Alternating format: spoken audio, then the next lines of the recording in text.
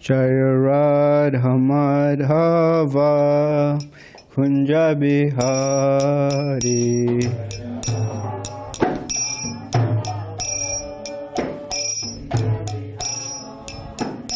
Jaya Radha Madhava Kunja Bihari.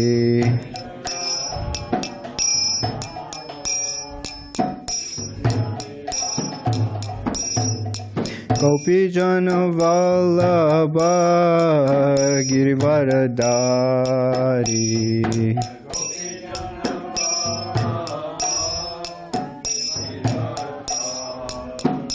Gopi Jana Vallabha Girivardhari.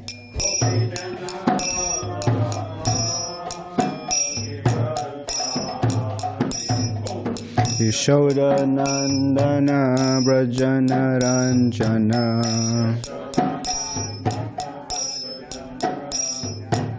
Yashoda Nandana Brajana Ranjana.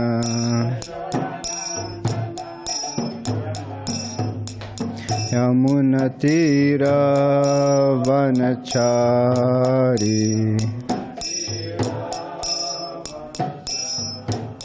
Yamuna Tira Vanachari.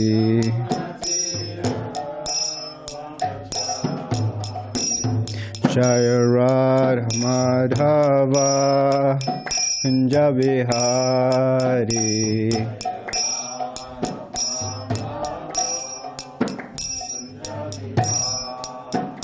Jaya Radha Madhava Kunja Bihari.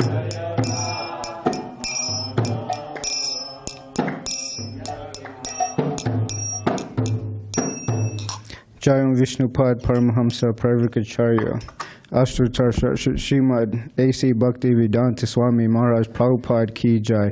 Jayam Vishnupad Paramhamsa Pravikacharya Ashtotar Srimad Bhakti-siddhanta Saraswati Goswami Maharaj Prabhupada Ki Jai. Ananta Koti Vaishnava Vrinda Ki Jai. Namacharya Srila Haridas Thakur Ki Jai. ISKCON founder Charya Srila Prabhupada Ki Jai. Prem se ko Shri Krishna Chaitanya Prabhu Nityananda Shri Advaita Gadadhar Shivasari Gaura Bhakta Vrinda Ki Jai. Shri Shri Radha Krishna Gopi Gopinath Shamakun Radhakun Giri Govardhan Ki Jai. Shri Vrindavan Dham Ki Jai. Shri Mayapur Dham Ki Jai. Jagannath Puri Dham Ki Jai. Ganga Mai Ki Jai. Yamuna Mai Ki Jai. Tulsi Devi Ki Jai. Bhakti Devi Ki Jai. Shri Harinam Sankirtan Ki Jai. Srimad Bhagavatam Ki Jai. Samaveda Bhakta Vrinda Ki Jai. All glories to the assembled devotees. All glories to the assembled devotees. All glories to the assembled devotees. All glories to Shri Guru and Shri Gauranga. All glories to Prabhupada. Narayanam Namaskritya Naram Chaiva Narottamam Devam Saraswatim Vyasam Tato Jayamurdayet Nasta Prayit Bhadreshu Nityam Bhagavata Sevaya Bhagavat Uttama Shloke Bhaktir Bhavati Naishtaki Om Namo Bhagavate Vasudevaya Om Namo Bhagavate Vasudevaya Om Namo Bhagavate Vasudevaya. So today we'll be reading from Srimad Bhagavatam, Canto 6, Chapter 1, Text 13 and 14. Tapasa brahmacaryena shamena cha dhamena cha tyagena satya chauchabhyam yamena niyamena va tapasa brahmacaryena shamena cha dhamena cha tyagena satya shauchabhyam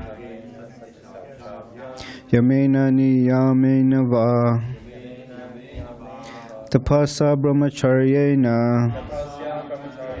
shamena cha damena cha tyagena satya shaubhacham yamena niyamena va tapasa brahmacharyena samena cha damena cha tyagena satya shaubhacham yamena niyamena va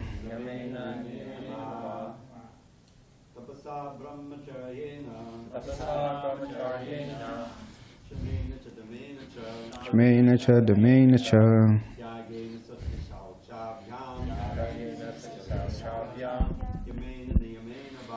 yamena niyamena va tapasa brahmacharyena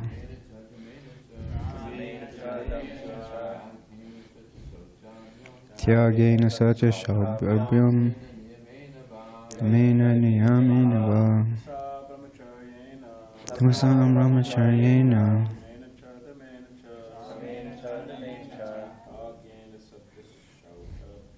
tyagena satya shaubhacham yamena niyamena va tapasa brahmacharyena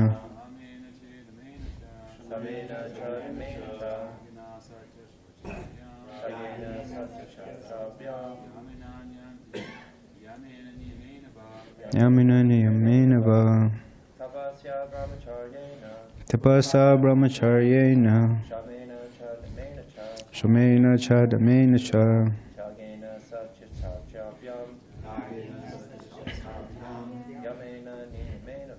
yamena niyamena va tapasa brahmacharyena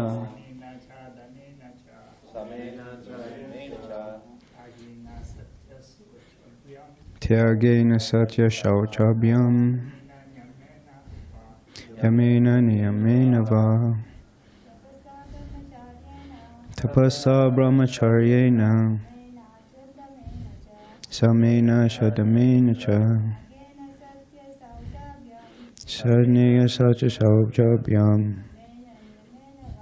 yamena niyamena va. Anyone on Zoom would like to chant? Okay. Shall I read the next verse also? You can just read it yourself and then do this. Okay. Dehavag buddhijam dira dharmagya shardavanyavita chipanyagyam mahadapi venugumam evanyana vannala. Synonyms: tapasa, by austerity or voluntary rejection of material enjoyment. Brahmacharyena, by celibacy, the first austerity. Shamena, by controlling the mind. Cha, and damena, by fully controlling the senses. Cha, also. Tyagena, by voluntarily giving charity to good causes. Satya, by truthfulness. Shauchabhyam, and by following regulative principles to keep oneself internally and externally clean. Yamena, by avoiding cursing and violence. Niyamena, by regularly chanting the holy name of the Lord. Va, and Dehavak buddhijam, performed by the body, words, and intelligence. Dhiraha, those who are sober. Dharmagya, fully imbued with knowledge of religious principles. Shraddhaya anvita, endowed with faith. Chipanti, destroy.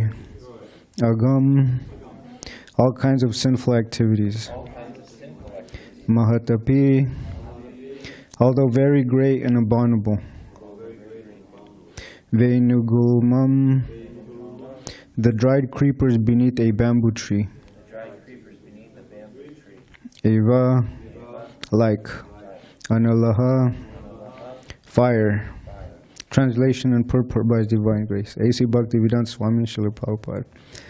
To concentrate the mind, one must observe a life of celibacy and not fall down. One must undergo the austerity of voluntarily giving up sense enjoyment. One must then control the mind and senses, give charity, be truthful, clean, and non-violent. Follow the regulative principles and regularly chant the holy name of the Lord.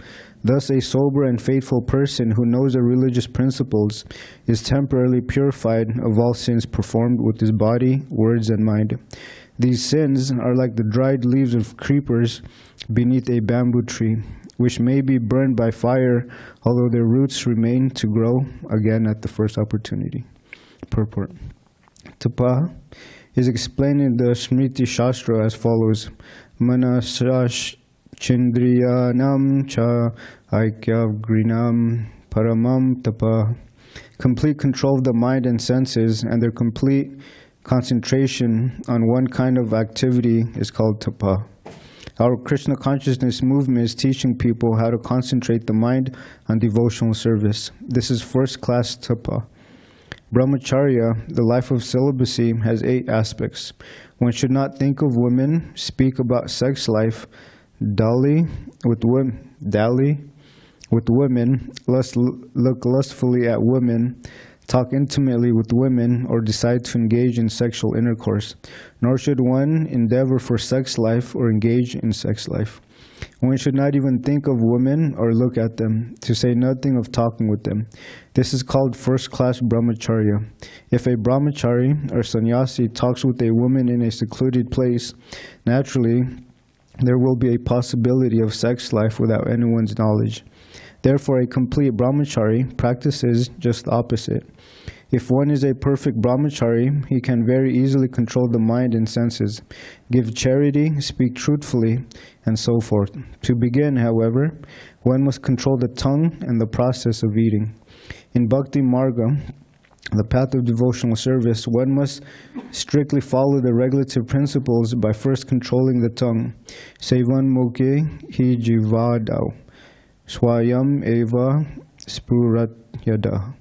The tongue, or jihvā, can be controlled if one chants the Hare Krishna mahā-mantra, does not speak of any subjects other than those concerning Krishna, and does not taste anything not offered to Krishna. If one can control the tongue in this way, brahmacharya and other purifying processes will automatically follow. It will be explained in the next verse that the path of devotional service is completely perfect and is therefore superior to the path of fruitive activities and the path of knowledge. Quoting from the Vedas, Srila Vira Raghava Acharya explains that austerity involves observing fast as fully as possible. Tapasana chakena.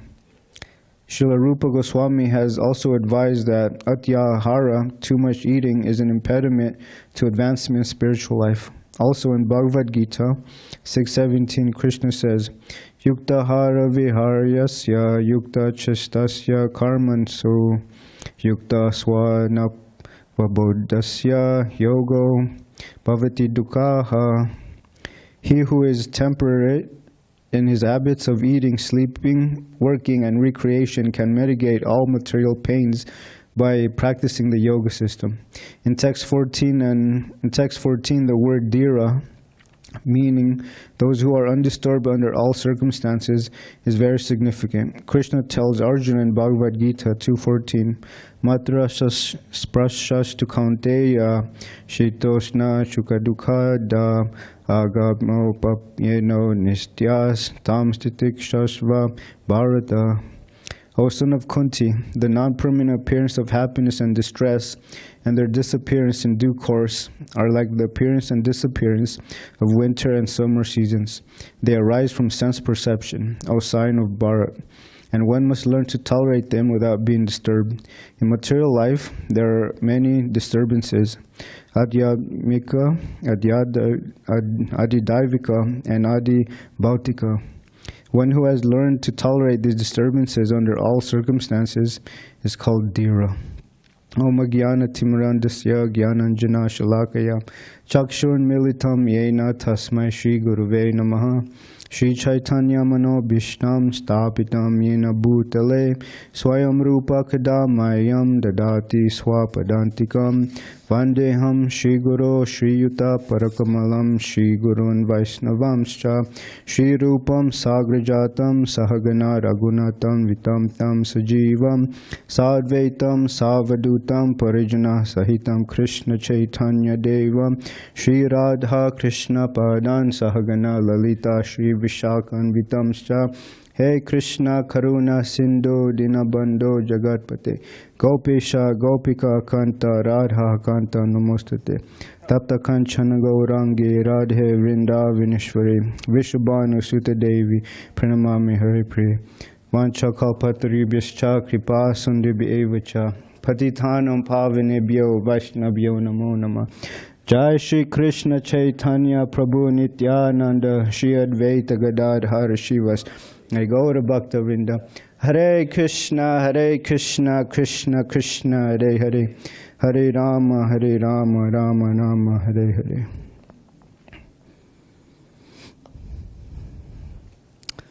So Srila Prabhupada, he describes this as a first-class human society or human civilization. That one is able to control the mind, senses, he gives in charity, he is truthful, clean, and non-violent. And Parikshit Maharaj, he was telling Shukadeva Goswami that this type of atonement of performing pious activities to counteract impious activities is useless, because he continues to sin, and within the heart he's still dirty. So he continues to do the same sinful acts. An example is given that a person is put to jail. He steals. Even after hearing that if you steal, you go to jail. Even if he sees someone stealing, he goes to jail. And even if he experiences this, he goes to jail. But, so putting him in jail or atonement, it doesn't really, it's useless because it doesn't stop the person from committing the same acts. So it's considered like an elephant bath. An elephant bathes in the river, and then he throws dirt all over himself again. I've never seen that, but I guess in India they do that. Yeah? Okay. They're doing it to get dry? And they're doing it to get the insects off their body. Oh. Okay. So when you go on book distribution, people ask a lot of questions. And sometimes there are nice people, and sometimes there are mean people that are challenging. And so I met this teacher. She said, what can these books teach our students? And so I told her that the universities are not educating their children or their students on how to become first-class human beings. So she said, what do you mean? I said, they're not teaching them proper behavior. Instead, they're teaching them how to be womanizers, drunkards, meat eaters, to strive for materialistic goals that are temporary. And I told her they're not teaching them self-control, how to develop good qualities like tolerance, patience, compassion, kindness, seeing everyone equally through spiritual vision. And I told her that instead they teach them to be competitive with one another, to chase after material happiness in life. And they are not educating the students on how to deal with the mind. And then, when I was continuing, something happened. I told her that they are not educating them in what is the actual goal of human life. So I told her, therefore, there are many students who are depressed, suicidal, and lonely. And then, after this, she stayed quiet. and then she started crying because she knew that it's true. And I was just researching that I think suicide is the third leading cause of death between 15 to 24-year-olds, college students. So she was expressing how, I was telling her the truth, and I told her, but these books, they teach inner happiness and inner peace, something that we're all searching for. I was telling this lady, I said, the mind can turn heaven into hell or hell into heaven. And she said, I'm in hell right now. So I told her, please take a book. These books, they help you in all situations, how to be successful in whatever life may bring you. So this Krishna consciousness movement redirects the course of an unfortunate soul's path back home, back to Godhead. And in the Shastakam, it says, Cheto Darpana Marjanam Bhava Mahadavagni Nirvapanam. The Sankirtan movement cleanses the heart of all the dust accumulated for years and extinguishes the fire of conditional life, of repeated birth and death. And so, when I speak to people, I ask them a question. I say, what are you doing to make a difference in today's world? And you can see they're kind of reflect on what are they doing in life. Am I making a difference, or am I just absorbing my own selfish desires? And most of them, they can't answer because they know they're working at dead-end jobs. They're not really pursuing anything higher than that. So I tell them that these are opportunities to make differences in someone's life. So I tell them, give a book to someone, and they become book distributors. So Srila Prabhupada, he says the first austerity is tapasya, to perform inconveniences for advancement. And just like there's people that wake up, I used to walk around the block, and there's people that are biking, going to the ocean, to the beach to go surfing. 3, 4, holding their surfboard, biking sometimes. And so people, they're waking up early to go surfing. But the devotees were also doing the same, but what are we doing? Waking up for Mangal Arati. So when the curtain opens, we can see Shri Shri Radha Giridhari. And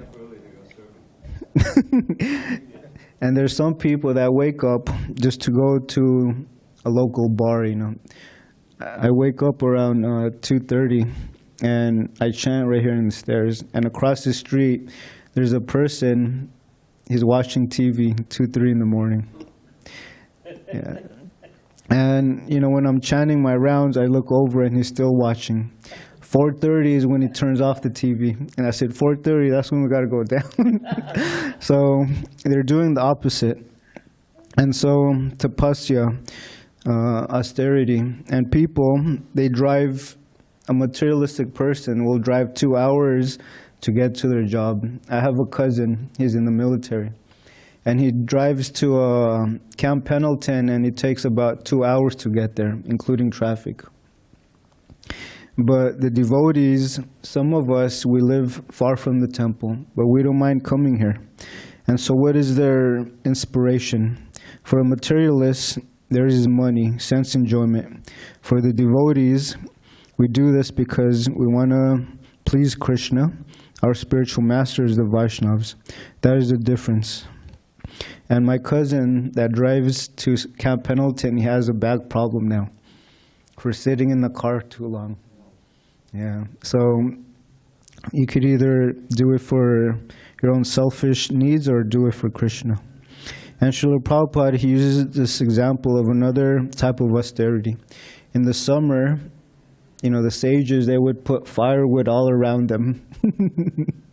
And they're under the hot sun, and they're just sitting there performing austerity. Or in the winter, the water is so cold, but they go all the way down to the neck. And so people are performing tapasya all the time. And tapasya means even if the senses are agitated, I will not act. Just like seeing a beautiful girl or a handsome man, the attraction between boy and girl is neutral, or you can say natural. And Srila Prabhupada, he uses this example that women are compared to fire, and men are like a butter pot. When you put them together, what happens? The butter melts. I have a friend, I told this story, but it's useful. My friend, he was planning to quit the gym. He was tired of paying $30 a month. And so he said, can you go with me? So I went with them. And when we went to the gym, you know what they do? They send a young lady to speak to the people that want to cancel the memberships. So this lady, she was talking to my friend, and then when my friend came out of the gym, he was shaking his head. I said, what happened? Did you stop your membership? He said, no. I signed up for another 6 months. And so I said, what happened? I said, what happened? And then she said, oh, the girl, you know, she was so pretty, and I couldn't say no. So it made me think of this, that a man will naturally melt in as butter to fire. But tapasya means even if I am attracted, I shall not do. One has to be self-controlled, and this is tapasya. Just like when devotees take initiation and before the deities, before a spiritual master, before fire, before all the Vaishnavas, we take our vows. No meat eating, no intoxication, no illicit sex, and no gambling.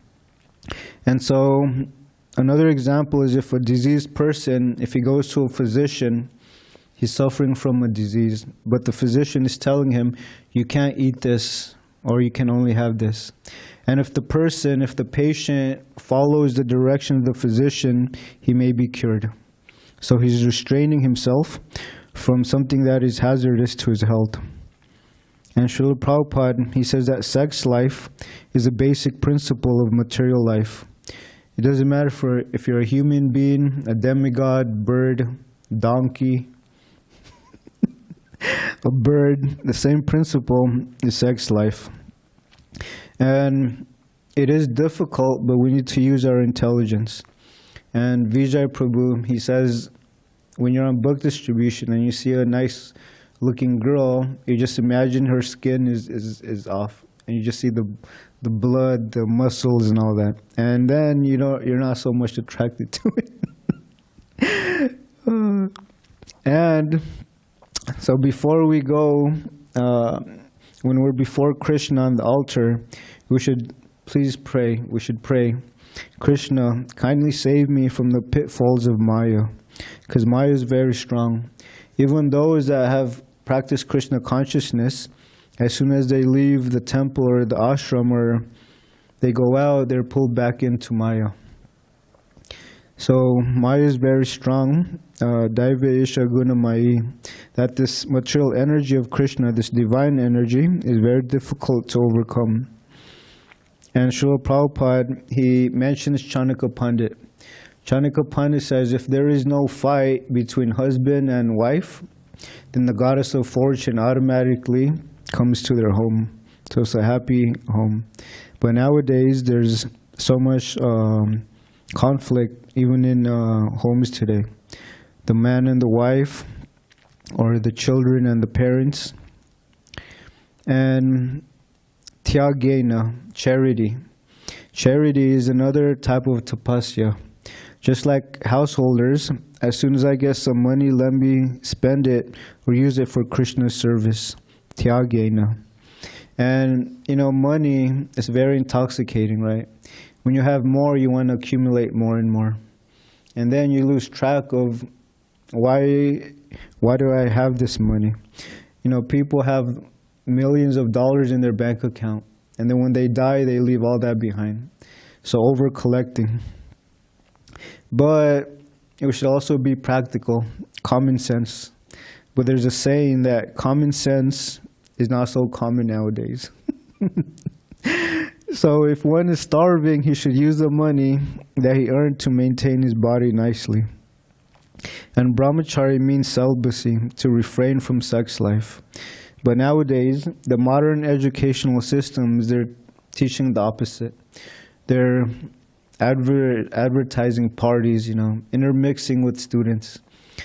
we were at Boise, Idaho. We're distributing books at the university. And there was flyers, and even on the weekend, we heard that the students, they were partying, even in campuses, dorms, things like that. So they're not restraining from sex life. And then satyam, or truthfulness. And Srila Prabhupada, he uses this example that if a rogue or a thief, if he comes to you, if he approaches you and he asks you, how much do you have? You should tell him, I have this much. So that's truthfulness.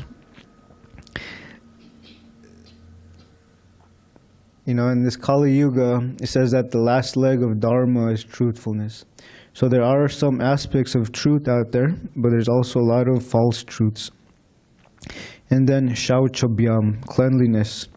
Srila Prabhupada, he says that Brahminical qualifications means that he is neat and clean. He bathes 3 times daily, keeping cloth clean, where he lives clean, his bedding, his place, all must be clean and organized. So a brahmachari should live very simple, not over-collecting. He should know that nothing belongs to him. So many are falsely possessing, but we have to give to Krishna, the original proprietor. If a child takes $100 bill from his father, and the father is saying, please give me the money, the child is saying, no, it's my money. So the child doesn't know how to utilize the $100 properly. So he should give it back to the father. And so a lot of people, they think, you know, this is my car, this is my house. They have this false sense of ownership with it. But Krishna says everything in this material world emanates from me, material and spiritual. And so Krishna is asking us, renounce this material world for me. You renounce your wealth, your property for me. But we are hesitant. We are so foolish that we do not know how to utilize our possessions properly for the service of Krishna. So the best is to hand it over to Krishna, and he knows how to utilize it properly. Last week I was at Southwestern College. I was distributing books there. And on Thursday, I distributed books and also invitations to our Friday Krishna Lounge in South Bay. And I met counselors, teachers, and they actually took a book. And then one counselor said, do you mind if I take a few? I want to give them to my students. So I gave him a little stack. And nobody gave me a hard time. You know, I was just doing my thing. And then around 4 o'clock, it was time for me to pack up. And the following day, I was looking for a new spot. So I set up by the library because I saw a lot of students that were there the previous day. And after an hour or two, someone from the student body tells me I can't be here. There's no vendors allowed. And there were 3 students at my table, so I didn't want to I didn't want to seem very aggressive or, you know, argumentative. So I told him, okay, let me just finish this. So he said, I'll be back in 15 minutes to check on you. So when he came back, he gave me this, what is it called? Vendor contract. And on the back, it says that vendors cannot sell things that are, you know, related to violence, firearms, intoxication, different things like that. And I told him, these books, they're against these, you know, so you should let us distribute books. And I know a lot of the students or the people working there, they don't really know the etiquette, or you can say the standard of allowing, you can say, vendors to distribute something. And I told him these are spiritual literature, they're not material. And then when he left, one of the students said, you know, I like that you're here, you should ignore him, like that. So I told him, you know, I wish I can, but we have to play by the rules sometimes. So I packed up my things, and when I was pushing my cart, I was still inviting people, students, you know. And there was a janitor that came up to my table, and he said, can I still get a book? And I said, yeah. So when he got a book, he was very thankful. He gave me a nice donation, and I gave him a set of books. And I asked him, why do you need this? And he said, I'm a janitor. You know, I'm very stressed out. And I told him, yeah, these books, they help you. And so a lot of people, they don't know what is happiness. They don't know what they're looking for. And Srila Prabhupada, he uses this word dhira. If you listen to his lectures, he says this a lot. And he gives two instances. So Lord Shiva, he was meditating. And I guess the demigods, they wanted to wake him up to disturb him from his meditation, so they sent Parvati. And Parvati was doing something to agitate him, but he wasn't disturbed. He didn't wake up from his meditation. So Srila Prabhupada, he says, Lord Shiva is dhira. And then Haridas Thakur, we all know this pastime.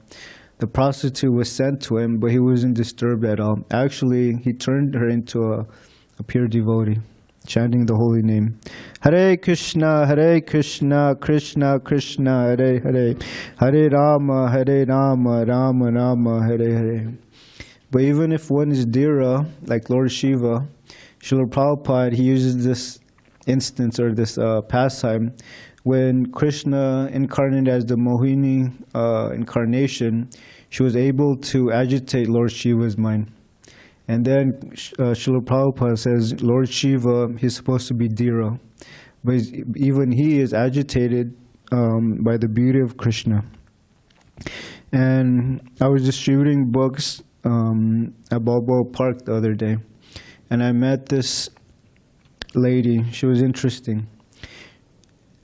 She said, I love the Bhagavad Gita. And usually people say that, right? I read it from my world religions. But she was so specific. She said, I love chapters 2, 18, 13, like that. And then she said, I said, what's your favorite verse? And then she said 2:20. You know, and she was talking about how the soul was eternal. Maybe someone can pull that up.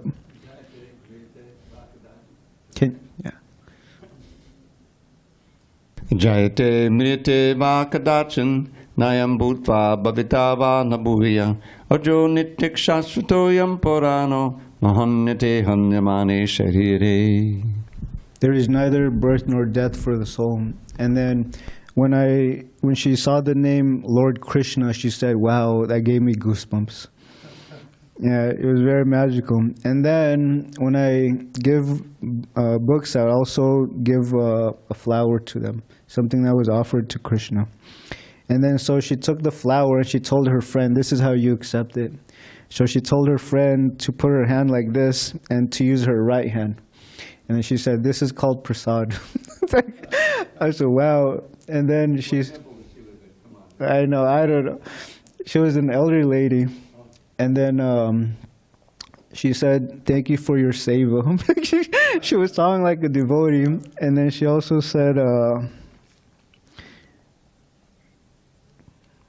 and then she also mentioned, she said, I have a Sanskrit name.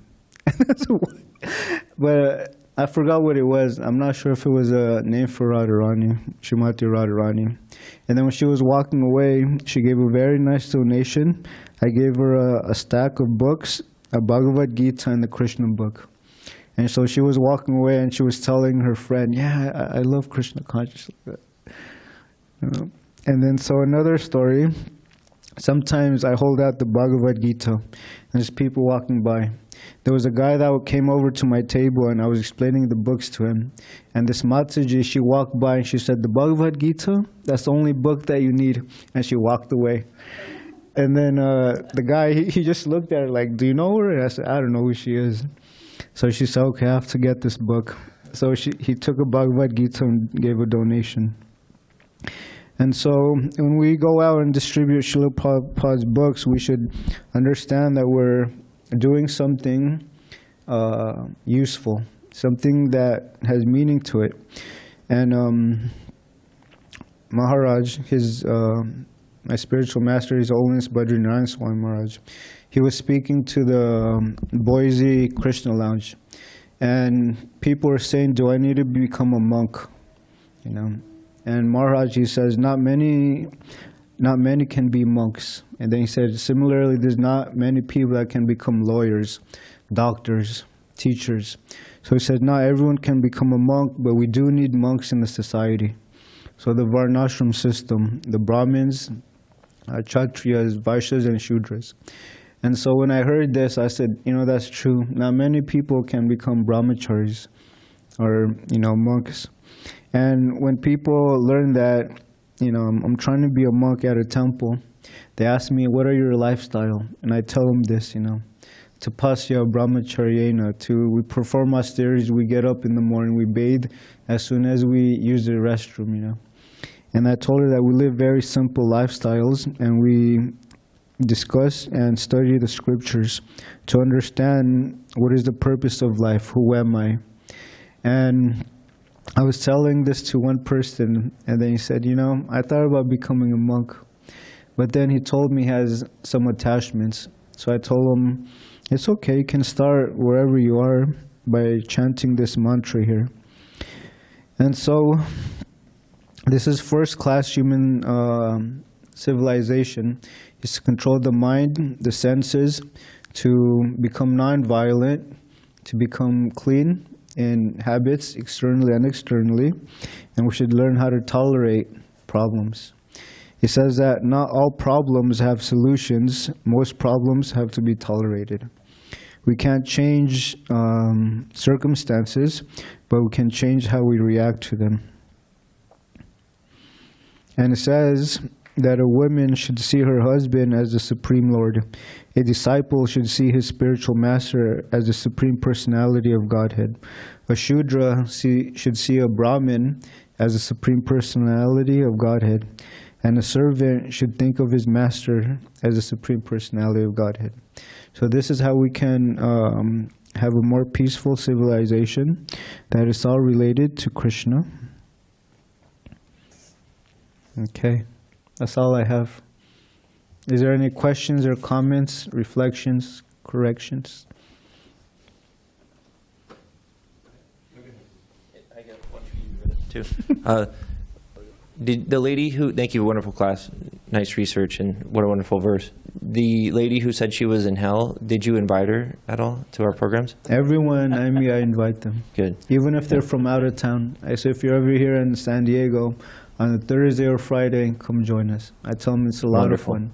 You forget all about your relationship problems, your rent. That's a great policy. And who knows where that flyer ends up, too. You're distributing something that can move from people to people. Mm-hmm. Can you go back to the actual the verse we're on right now? And I wanted to hear the definition for yamena and niyamena again before I ask my question. It's a question to Dravida then, too. So, yamena means by avoiding cursing and violence. And then niyamena means by regularly chanting the holy name of the Lord. So, Dravida, we have the same word, and then we have the prefix ni, and it changes dramatically. But yamena seems to be the root here. Do you know much about these words and how ni changes it so dramatically? Yamena and Niyamena. The ending ENA is like instrumental. It means by this you're doing something. In other words, by this you're practicing the whole series of austerities that's mentioned in this verse. In other words, but if you remember the 8 principles of Ashtanga Yoga, we just finished the 6th chapter. The first one is Yama, Niyama. Yama and Niyama. So the same thing. But they're just the nouns, they're not instrumental. So Yama are the do's, and Yama and Niyama are the Yama is the don'ts and Niyama is the do's. Just like when we practice Yama and Niyama, we do the 4 regular principles and we chant Hare Krishna. Those are like the 2 basic don'ts and do's. You know what I'm saying? The question that I have, and I haven't able to research it, is that because I don't know if you've read ahead, but this is also rejected by Shukadeva Goswami. This sounds like pretty much like what we do, right? Especially when you include the chanting of Hare Krishna, chanting of the holy name. It says, no. This is not adequate, ultimately, to eradicate your sinful reactions, because you're still gonna maintain the ultimate desire. It'll be subtle there, but it's not complete. In other words, it's not full. And Prabhupada's translation here, I was going to research it, of niyamena, as regularly chanting the holy name. It kind of is, it's a little puzzling to me, how that, because if you add that in there, I mean, that is the process to eradicate sinful desires, and and ultimately that's the whole lesson here, is that a Jamil who was once doing these things, right? But he saw the low-class couple copulating in the forest, and it threw him for a loop, and he fell down for a whole lifetime. But then when he chanted the holy name once, even for his son, but it was pure, like that. That was what saved him. He got a second chance. All the sinful reactions were eradicated. Vishnu Dutas came down instantly and said, no, you can't take him. And the Yama Dutas were puzzled like that, And so, it's a little, what my question is, and I'm going to research it because I was trying to find something on here. What does this mean to regularly chant the holy name? It can't mean to chant it within the process of bhakti yoga like we do. It may be part of the, your larger thing, and you occasionally chant, So, but that's the question I had. But that's the idea. Yeah. And I'm assuming. Hare Krishna. We have one more question, Vijay Krishna Prabhu. Yes, we have 3 questions on Zoom, but we can wait, no problem. Okay. Thank you, Govardhan. Why do we have to engage in so much regulated austerity when we can just spontaneously chant Hare Krishna, which is the goal of being a devotee? Well, first, we need to purify ourselves. So that's one of the byproducts. But ultimately, the end is prema, to actually love Krishna. But performing these austerities, I actually like them. When I was coming to Krishna consciousness, I was really attracted by the 4 regulative principles, because I was breaking all of them. So I needed a challenge, I said, let me stop doing this nonsense. Let me stop doing this. So when I actually started applying it in life, what is it called? The nectar of austerity? Something like that. So I know. So yeah. And waking up in the morning, it's not really a big problem for me now. So yeah. So waking up in the morning, getting ready, I like my brahmacarya. Oh, and one more thing. When it was talking about brahmacharis, I speak to different people, when Maharaj and I travel. And a lot of the people that I meet, they say, some of the best times I've had in Krishna consciousness was when I was a brahmachari. So they start telling me their pastimes, and I just appreciate, Yeah. Okay. Second comment, because what reminded me of, Ragatmika, Alatra. Ragatmika, she was a nun. She was in a convent. And she wasn't completely satisfied there, obviously, and somehow she came in touch with Krishna consciousness. And she was attracted, like you were, by the 4 regular principles. Says, okay, this is what we're already doing in the convent, I can do this. But it's just the opposite, because you're attracted, because it's like, get you away from all of your, activity. But that's interesting, because it's rare that that's an attractive feature. Usually that's something that people have to grit their teeth for, to do. Yeah. Anyone else here? Okay, Zoom people? Yes, Govardhan Prabhu, thank you very much. You're very kind. Dandavat pranams. Tapas Prabhu is still absent. He asked me to introduce the Zoom questions on a daily basis until he comes back. So here it goes for today. First, Maitreya Das Prabhu. Please, Prabhu. Hare Krishna, thank you. Nice, Govardhan, thank you for sharing these stories. Those are always very enlivening. Quick comment about austerities. It's like there are so many wonderful analogies, and Srila Prabhupada often would give the analogy of preparing fuel. That austerities prepare the fuel and make it dry so that the spark of Krishna consciousness after all, our goal is to create a blaze, to get fired up and to re-enter the fire of spiritual life. But if the fuel is damp and wet, then we won't be able to get that fire to blaze. So the austerities are just preparing it. They're not ends in and of themselves. There's a verse that people sometimes quote about austerities, brahmacarya na samena cha dhamena cha. Actually, Srikadeva Goswami quotes that verse as an example of what isn't sufficient. The austerities by themselves are not enough. They're just meant to prepare the field or the fuel so that the spark of Krishna consciousness can be effective and take off. Mm-hmm. And it's to counteract. Maya is a false advertiser. Of the four regulative principles she presents, the mind will say, "Oh yes, illicit sex life is so attractive." Actually, it makes your life so complicated and so painful. And for someone who's beginning to get some sanity, it's such an obvious relief to escape that trap. Mm-hmm. Likewise for the other regular principles. So my question was, at the end of your nice talk, you gave the example of the different personalities and how they should view their superiors as the Supreme Personality of Godhead. Can you give a scriptural reference for that, please? I was actually just reading that. It was from the seventh canto. Narada Muni is instructing Yudhishthira Maharaj. I can look up the verse and the purport. 7th canto, Narada. Thank you very much. No, I appreciate that. You're welcome. 2-second comment. That verse that he was referring to, that people sometimes quote about the tapasa and brahmacharya, is the verse we're studying today. 6.1.13. Tapasa brahmacharya, was that it, Maitreya? Yes. Yeah, that's the verse of the day. We just chanted it. Thank you, Maitreya Prabhu. Hare Krishna. Yes, now it is the turn of Mother Danavari. Mother Danavari, please. Thank you, Prabhu. Hare Krishna, Prabhu. Very nice class, Govardhan Prabhu. And discussion is nectar. My question is, when you mentioned that, the four regulative principles are very prominent in Kali Yuga.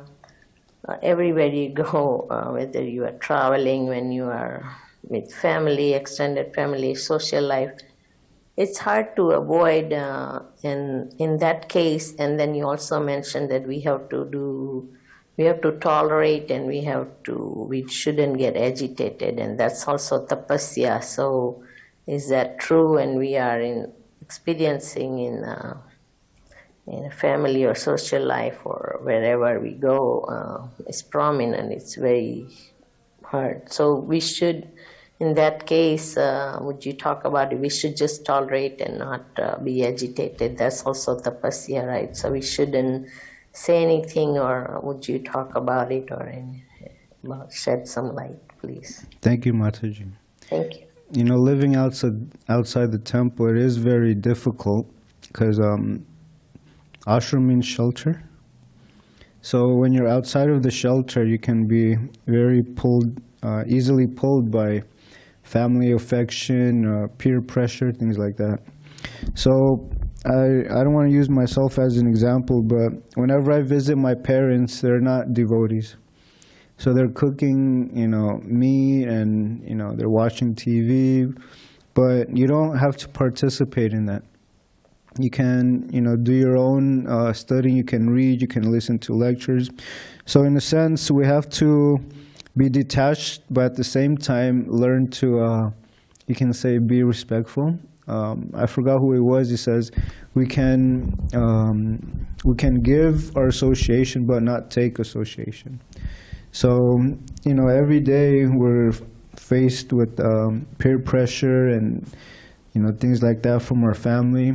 But if you know better, you should be strong, because Maya, she's testing us, She's testing us through our friends and family. They're pressuring us to break our vows. But we should understand that we should have the higher intelligence, firm determination that this is not right, Like my parents, I stopped preaching to them a long time ago.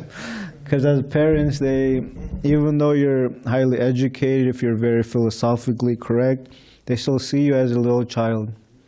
So no matter how hard you preach to some people, they'll never get it. So the best thing is to also set an example. If they see how firm you are, and then they'll respect you. Like my mom, she was very adverse to Krishna consciousness. But when I visit her, it's neutral now. So that's the best thing to do. Yeah. So yeah, there's some people we can't change. It's like talking to a brick wall. We can't move them. We can't change their mind. We can't. So, but we should also keep ourselves safe from fall downs. I hope that helped, Dana, very much. Yes, Prabhu, very much so. Very helpful. Thank you so much for a wonderful class. Thank you for all the devotees and discussion. Hare Krishna. Hare Krishna. I think Bhakti Tyler has some addition. Haribol, And Mataji there's Donavari. still a question here. Okay. I'm just responding to But we Mataji can Donavari. wait, we can wait. Yeah. Okay. Very nice to hear Haribol. from you, Mataji Donavari. That was a wonderful weekend we had in ISKCON Silicon Valley. Everyone in San Diego misses you, and we look forward to seeing you next week. Thank you very much. Same here, Prabhu. Thank you so much. Haribol. Okay, Vijay Krishna. Yes, now it's my turn, if there is time left. May I? Yes, please. Yes, always- Prabhu. We're always looking forward to your questions. Oh, Prabhu, you're very kind. Thank you very much. Prabhu, if I decide to go for becoming a dhira, sober and tolerant, what is the advantage for me? What is my gain? So it says that you won't be disturbed by the incessant, happiness, distress, heat and cold, honor and dishonor. You'll be steady in mind, and you won't be agitated easily. Like, there's a lot of people, they claim to be, strong will, things like that. But when you when you do something so small, they get so agitated. So it causes disturbance in the mind. So they're very they don't know how to tolerate little small inconveniences. And another you can say pastime I like is when Vijay Prabhu, he was distributing books at the airport. And so man was just yelling and cursing him out. And Vijay, he just tolerated it. He just stood there, and thank you. And another man saw the behavior of Vijay Prabhu and said, wow, I saw that, And then so he was so impressed by the behavior of Vijay Prabhu. So he took a book and he gave him a very good example of, someone who's actually practicing tolerance. Yes, Govardhan Prabhu, as to be expected, if I may say it, brilliant answer to my question. Thank you very much. Hare Krishna. Dravida Prabhu has something to There's no question it's brilliant. Breathtaking, I would say. But I have one thing to add, because he asked what's the practical value of it.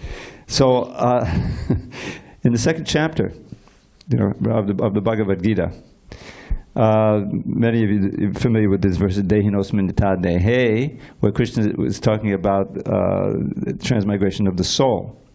That the soul does not die, it goes on to another body.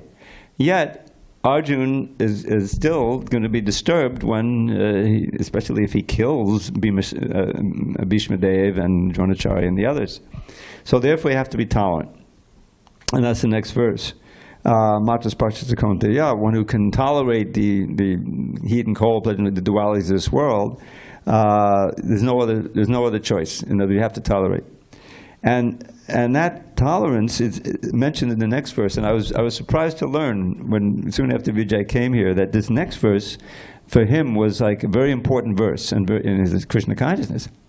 Yam yam vidiyante te purusham purushashaba samadukam sukham dhiram somitat vaya kalpate. O best among men, Arjuna, the person who is not disturbed by happiness and distress and is steady in both is certainly eligible for liberation. So in other words, if you want to become liberated, of course that's not our most ardent desire, but this is like a preliminary, just in the beginning his instruction here. So the idea of being dhira, of being equipoised, even in happiness and distress and all the different things, is a prerequisite for advancing in devotional service. And here he gives the amrita. If we want to achieve nectar, if you want to achieve liberation, you have to become dhira in all the duality, sometimes very difficult pains or very, very alluring pleasures. You have to become dhira.